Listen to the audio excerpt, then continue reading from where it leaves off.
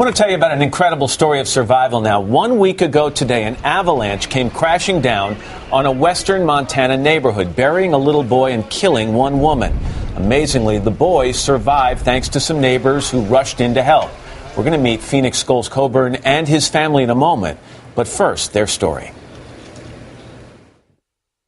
Without warning, an avalanche triggered by a snowboarder raced down Mount Jumbo into Rattlesnake Valley, destroying homes and burying 3 people along the way. Is that rumbly in your tumbling pool? I don't think so, Peggy.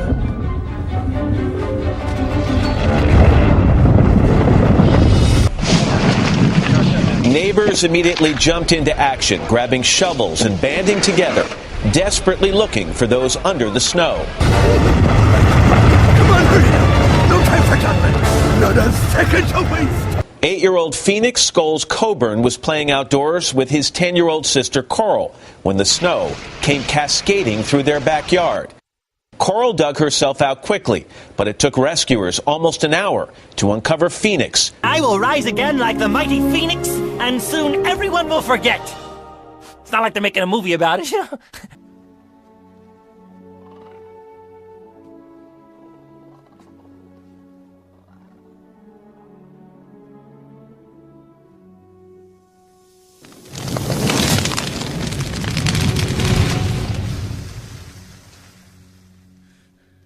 Who survived in an air pocket.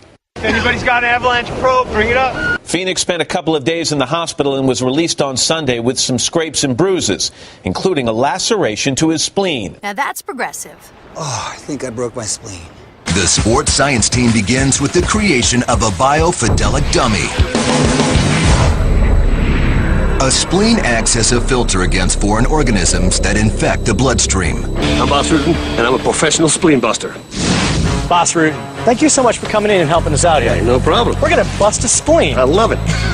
Have you ever destroyed someone's vital organ? Yes, actually I did. They have spleen for lunch over there, right, Mark? What kind of punch are you going to be doing? It's not an uppercut. It's not going to be a straight. It's not going to be a hook. It's going to be all of the above. That's the best way to dig it in. Normally they give a hook to the spleen. I don't do this. Because if somebody pulls himself away, I miss right away. So I kind of stab it in. Ooh, he's bleeding. Nasty. On the inside. He's bleeding badly. Let's peel this back and look at it. One other point, by the way, if you have a fall, a traumatic fall, you got to watch out. While Rattlesnake Valley recovers from the tragedy, the Missoula Mountains remain under an avalanche warning.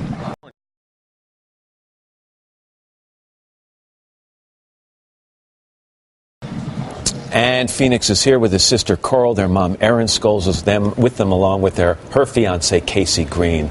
And guys, it's great to have you all here safe and sound this morning. Just take me through. This isn't in some back country up on a mountain. This is your own backyard. And you basically heard this thing coming before you saw it. Yes. What did it sound like? It sounded like an airplane crashing in my ears. One of the common complaints that individuals have is that their ear feels full or clogged. And there are many different causes for this. Probably the most common cause is earwax, simply blocking your ear canal.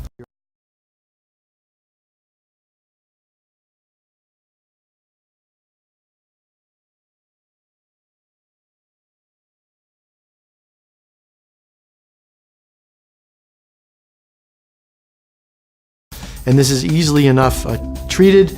Your primary care doctor or your internist can often irrigate this out. If it's severely impacted, you can seek a consultation with an ear, nose, and throat specialist who will have more sophisticated tools to remove the wax from your ear.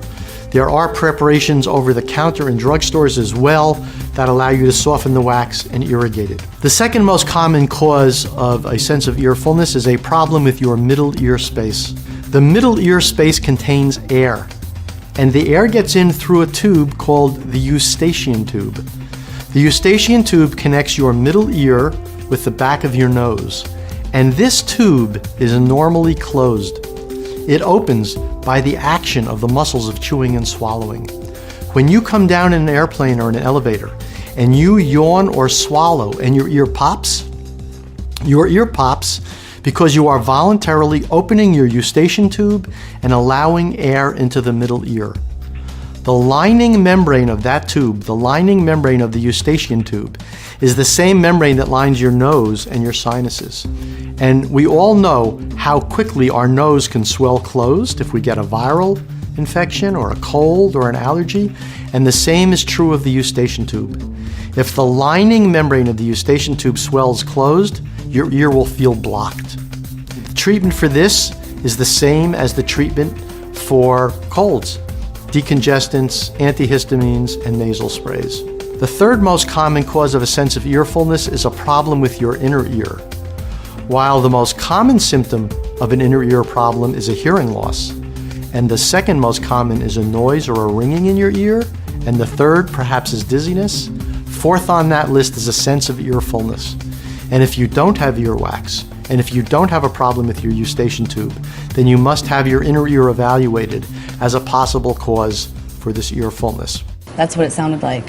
You said it sounded almost like a snowplow coming down the street. It did sound like a snowplow, and then essentially it sounded like a snowplow hit a bump, which would have been the houses, and then that snowplow is coming into our house.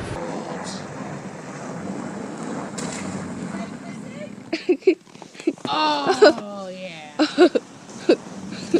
Oh my god! It's everywhere! This is awesome. It went everywhere. Oh man. Did you actually see the avalanche hit your kids?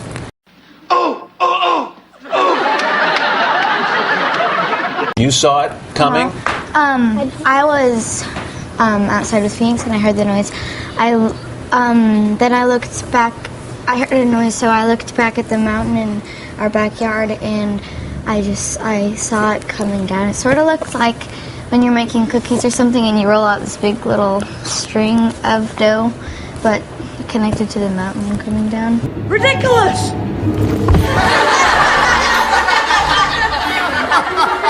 What did it feel like when the snow got to you guys? What did it feel like when it hit you, Phoenix? I just looked back and the tree was wobbling, so I ran, and then next thing I knew I was in the snow. Did you get knocked over? Were you tumbling with the snow? I don't remember that. You don't remember? How deep were you, Coral, when you finally came to a rest? Was your head out of the snow? I'm pretty sure it was, yeah. I remember, I think my whole body was buried, but my hands really weren't. So right after the avalanche, I basically just jumped up from where I was, and all the snow fell off. So.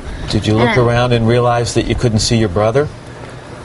I didn't really look around that much. I looked down at the ground, and there's like a broken chair or something, and then I just started to run into the front yard because my mom was yelling our names.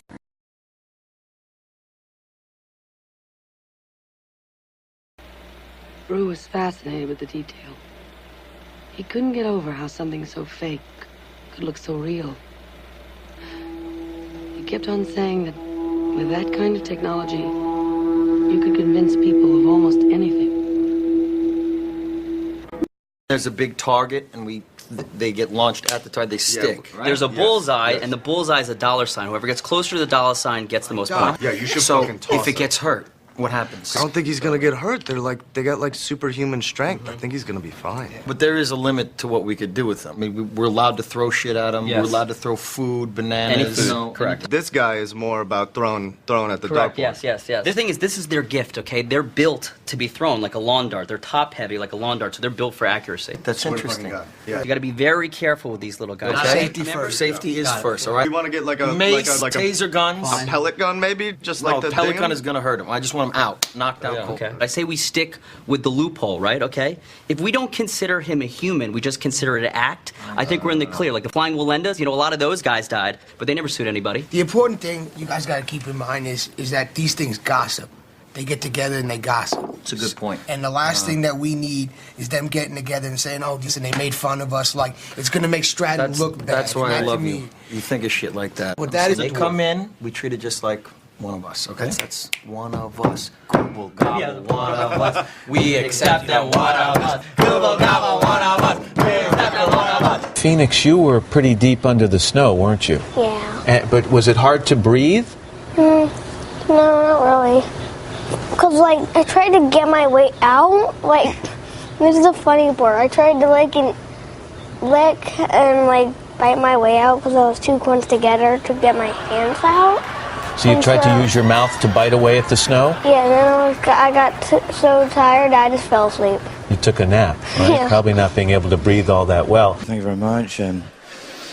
So I do like to move around the stage a little bit at the start, just trying to find the funniest part of the stage.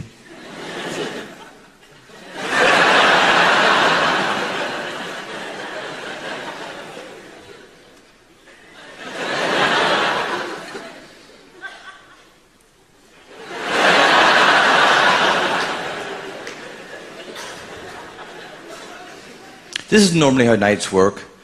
Normally what happens is when people are telling you a story, halfway through their story, it suddenly reminds you of the story.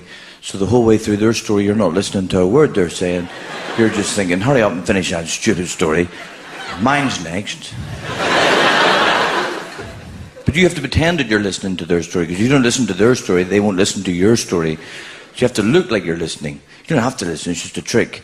Eyebrows down for listening, eyebrows up for talking. That's all you have to do. Very much so. We had that. We did that too.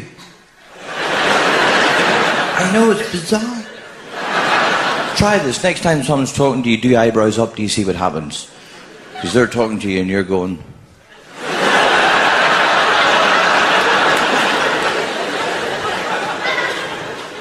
They're thinking, he's not listening. You have to leave a gap at the end of their story, like you're reflecting on the reason why they told that story, you know. If you launch straight into your story, they'll know you were just waiting for the end. Not too long a gap, because someone else might come in with their story and you're like, Then they take the story away from your subject matter. Your story's no longer relevant. That was the only window in the night to tell that story. Now it's gone. You have to think of a whole new story.